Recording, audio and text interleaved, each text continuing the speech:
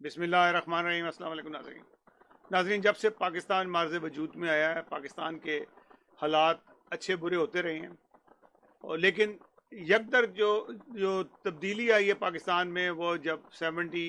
کے الیکشن کے بعد 71 میں پاکستان کے دو ٹکڑے ہو گئے، فوجی حکومت کی ناکامی، پاکستان کے جو سیاستدان تھے ان کی خود غرضی،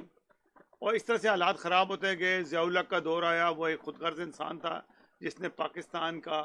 امیج ہی تباہ کر کے رکھ دیا۔ ایک نظریاتی ملک جو تھا بالکل برباد ہو گیا۔ اس وقت کے امام جماعت احمدیہ حضرت مرزا طاہر احمد رحم اللہ نے ایک خطاب کے دوران میں پاکستان کے سربراہان مملکت جو سربراہ تھے اس وقت کے، یعنی کہ فوج کے سربراہ کو ایک میسیج دیا، اور سیاستدانوں کو میسیج دیا کہ ابھی بھی کچھ نہیں بگڑا، ابھی بھی اب سنبھال لو، اگر اب یہ کام کرو، خدا تعالیٰ کے رائے ہوئے خدا تعالیٰ کے بنائے ہوئے اصولوں کے اوپر چلو، قائد اعظم نے جو نظریہ دیا تھا اس کی اطاعت کرو، تو اب بھی بچ سکتے ہو۔ ناظرین، میں آپ کو ایک ویڈیو دکھاتا ہوں جو ریئل اسلام والوں کی ویڈیو ہے، جس کو میں شیئر کر رہا ہوں آپ کے لیے۔ آپ اس کو دیکھیں، آپ کو اندازہ ہوگا کہ جیسے کہ آج کے جو پاکستان کے حالات ہیں، عمران خان کی حکومت ہے، قمر جاوید باجوہ صاحب کا جو رول ہے وہ اس کے اوپر پوری اترتی ہے، اور اگر یہ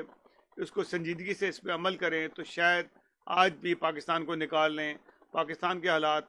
اس وقت کے حساب سے نہایت خطرناک صورتحال میں داخل ہو رہے ہیں، اور پاکستان پہ اللہ تعالیٰ رحم کرے۔ ناظرین، ویڈیو میں ملاحظہ کیجیے گا۔ اے ایمان والو، اللہ کے لیے انصاف کی گواہی دینے کے لیے کھڑے ہو جایا کرو، اور لوگوں کی دشمنی تم کو اس بات پر آمادہ نہ کرے کہ انصاف چھوڑ دو۔ انصاف کیا کرو کہ یہی پرہیزگاری کی بات ہے۔ خلاصتاً میں آپ کے سامنے رکھتا ہوں کہ اس ملک کی بدنصیبی کا خلاصہ یہ ہے کہ وہ افواج پاکستان جو ملک کی حفاظت پر متعین تھیں، جن کا اولین فرض تھا کہ اس ملک کی حفاظت کریں، انہوں نے 2 مرتبہ عملاً اس ملک سے بے وفائی کی ہے۔ اول ٹیریٹوریل یعنی زمینی حفاظت میں اس وقت ناکام رہے جب آدھا ملک ان سے ٹوٹ کر الگ ہو گیا۔ کیوں الگ ہوا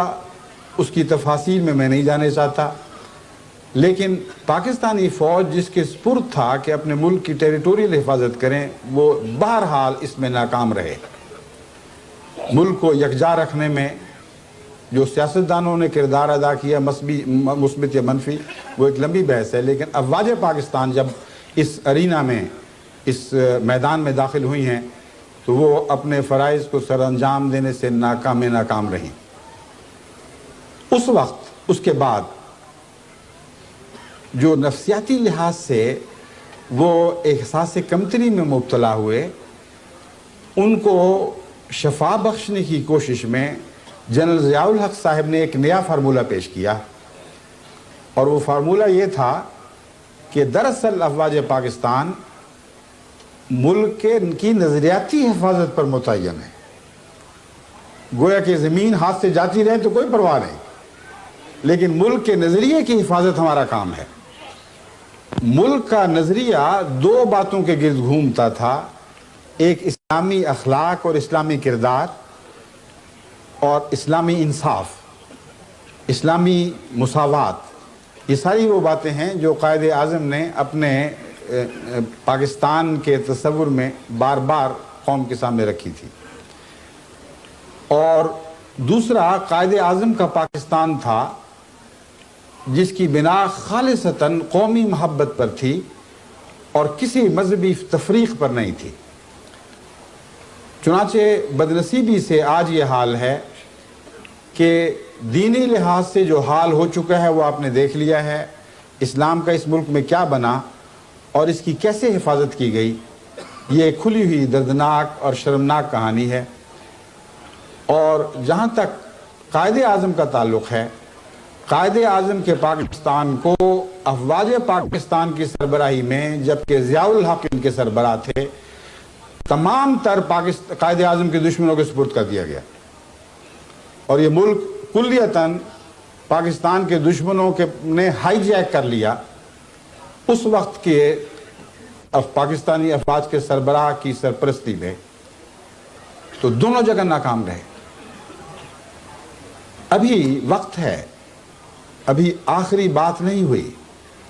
ابھی وقت ہے کہ ان حالات کا ٹھنڈے دل سے تجزیہ کیا جائے۔ افواج پاکستان سے ہمیں دلی محبت ہے بطور پاکستانی کے، اور ہم جانتے ہیں کہ جوانان پاکستان واقعتاً ملک کے لیے ہر قربانی کے لیے تیار ہے، لیکن ان کے سربراہوں کو میں نصیحت کرتا ہوں کہ جو ظلم ماضی میں ہو چکے، جو بے وفائیاں تم سے سرزد ہوئیں مجبوراً طون یا کرہن، اب وقت ہے کہ ان کا ازالہ کرو، کیونکہ اب یہ بات عام سیاست کی حدود سے تجاوز کر چکی ہے۔ جب تک سیاستدان کو یہ معلوم نہ ہو کہ افواج پاکستان ان تمام خرابیوں کا ازالہ کرنے کا تہیہ کر چکی ہیں، اس وقت تک سیاستدان میں یہ جرأت ہی نہیں ہے کہ وہ کسی غلط فیصلے کو درست کر دے یا کسی ظلم کی اصلاح کرے اور اسے انصاف اور عدل میں تبدیل کر سکے۔ اس لیے جب تک یہ واقعہ نہ ہو کہ اوپر کی سطح پر سوچ صحت مند رستہ اختیار نہ کرے، جب تک یہ واقعہ نہ ہو کہ ٹھنڈے دل سے گزشتہ تاریخ کا جائزہ لے کر یہ معلوم کریں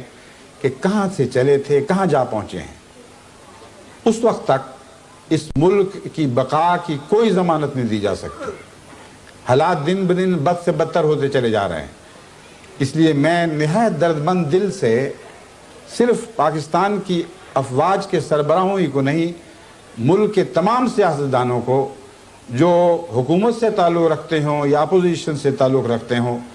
یہ عاجزانہ درخواست کرتا ہوں، کوئی کی خدمت میں یہ عاجزانہ اپیل کرتا ہوں، یہ عاجزانہ درخواست کرتا ہوں کہ خدا کے واسطے سر جوڑ کر بیٹھو، جو لغزشیں ہو گئیں ان کو ماضی میں دفن کرو، اثر نو پاکستان کی تعمیر نو کا کام شروع کرو۔ اور یہ ممکن نہیں ہے جب تک اول تم قائد اعظم کے اس تصور میں پناہ نہ لو جس تصور کو قائد اعظم کے الفاظ میں بار بار آپ کے سامنے پیش کر چکا ہوں، اور اس سے بڑھ کر قرآن کی اس نصیحت میں پناہ نہ لو جو اس آیت کریمہ میں پیش کی گئی ہے، جس کی میں نے پہلے تلاوت کی تھی، ان اللہ یامر بالعدل والاحسان وایتاء ذی القربی۔ اے مسلمانوں، خدا تمہیں عدل کی ہدایت دیتا ہے، عدل سے انحراف نہ کرنا۔ اگر عدل کرو گے تو احسان قائم رہے گا، اگر عدل نہیں کرو گے تو احسان قائم نہیں ہو سکتا۔ ہر وہ سوسائٹی جو عدل سے آ رہی ہے اس پر ناممکن ہے کہ احسان کا بالا خانہ تعمیر ہو سکے۔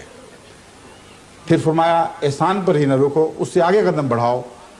اور ایتاء ذی القربی کے عظیم الشان محل تعمیر کرو، خلق کو اس مقام تک پہنچا دو جس پر حضرت صلی اللہ علیہ وآلہ وسلم کا قدم تھا، جو مکارم الاخلاق پر فائز فرمائے گئے تھے۔ عدل پر بنا ڈالو، پھر احسان کی عمارت تعمیر کرو، پھر اس پر ایک اور عمارت ایتاء ذی القربی کی تعمیر کرو۔ اسی میں قوموں کی نجات ہے، اسی میں ان کی بقا ہے، اسی میں ان کی عظمتیں ہیں۔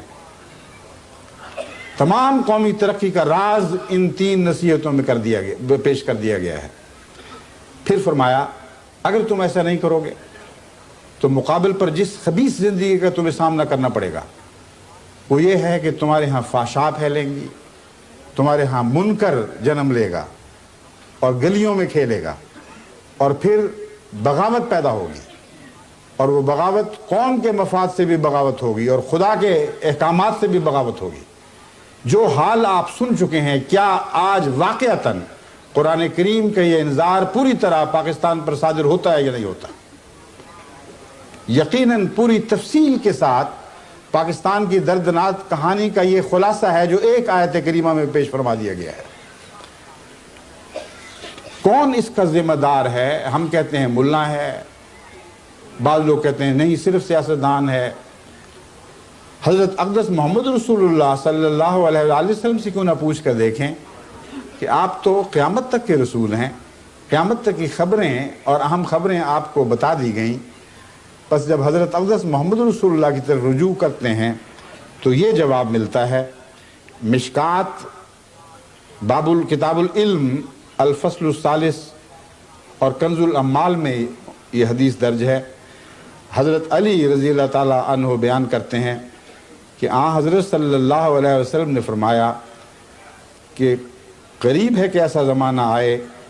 کہ نام کے سوا اسلام کا کچھ باقی نہ رہے گا، الفاظ کے سوا قرآن کا کچھ باقی نہ رہے گا۔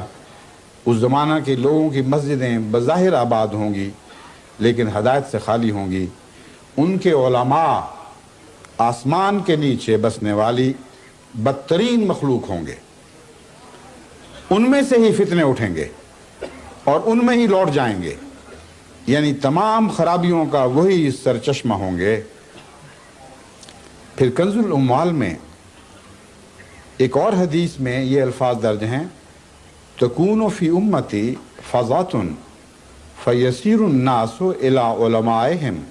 فاذا ہم قردۃ و خنازیر۔ فرمایا قوم میں فتنے اختلافات پیدا ہوں گے، جھگڑے ہوں گے، لوگ ان جھگڑوں کے حل معلوم کرنے کے لیے اپنے علماء کی طرف رجوع کریں گے تو کیا دیکھیں گے کہ وہاں سور اور بندر ہیں۔ اب یہ الفاظ اتنے سخت ہیں کہ کوئی احمدی تو سوال ہی نہیں پیدا ہوتا کسی کے متعلق ایسے الفاظ استعمال کرے، لیکن امت کا مالک، یعنی خدا نے جس کو امت کا مالک بنایا ہے، اصل مالک تو خدا ہی ہے،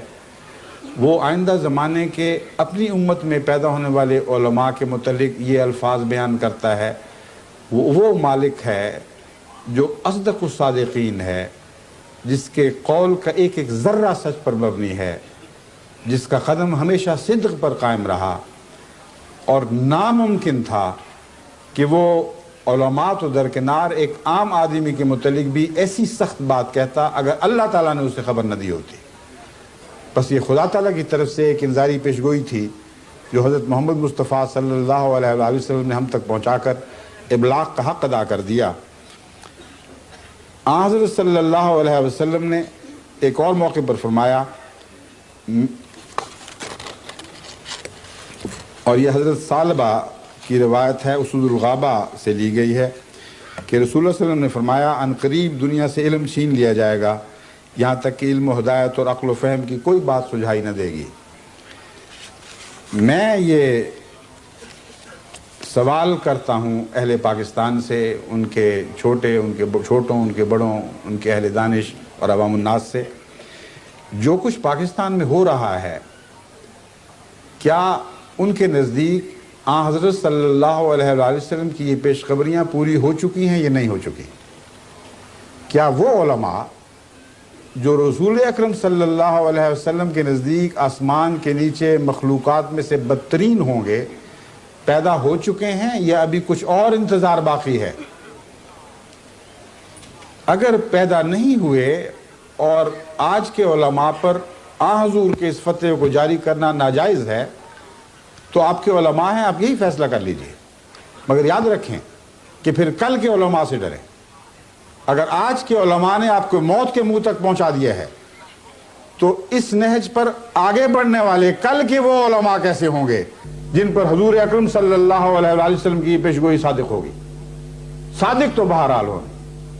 محمد مصطفیٰ کی منہ کی بات ہے، ناممکن ہے کہ جھوٹے نکلے۔ اس پر بھی تو غور کرو کہ کون ذمہ دار ہے، اور حضرت اقدس محمد مصطفیٰ صلی اللہ علیہ وآلہ وسلم سے بڑھ کر اور کوئی نہیں ہے جو امت کے قیامت تک کے حالات سے باخبر رکھا گیا ہو۔ بس اس پر غور کرو اور دھیان دو اور اس سے نصیحت پکڑو۔ تمہارے لیے بچنے کی صرف ایک راہ ہے کہ ان لوگوں کی قیادت سے نجات حاصل کرو، جو بن سکتی ہے کرو، لیکن ان سے نجات حاصل کرو جن کو حضور اکرم صلی اللہ علیہ وسلم نے ان الفاظ میں یاد فرمایا ہے۔